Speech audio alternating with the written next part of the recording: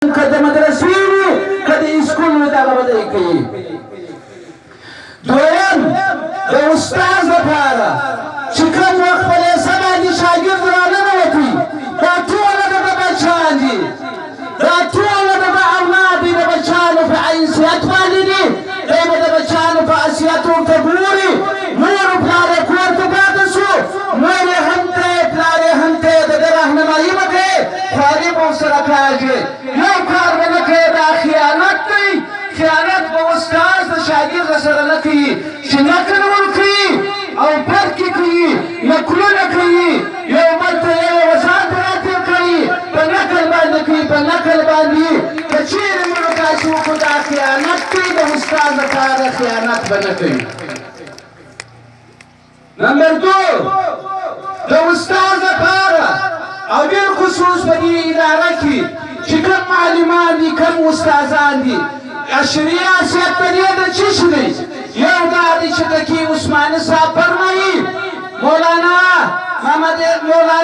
محمد یوسف رضالوي صاحب فرمایي، هغه وایي چې څوک سرکاري ملازم شي را څوک تنخواه خواره شي، تنخواه اخلي ځای مزدور وي، هغه انسان لپاره به پوره پر 8 بجې چې وخت ورکړی پر 8 بجې به راځي او چې په 3 بجې چټۍ ده بیا به ځي.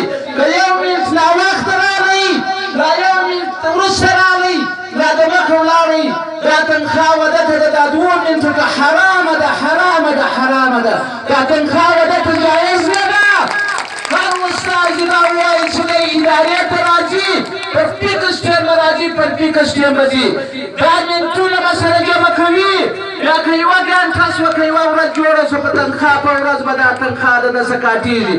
دغه درې نقاطو باندې ماوتي ته مجلس وکړي، مشران ناست دي، مشران به مجلس دلته کوي.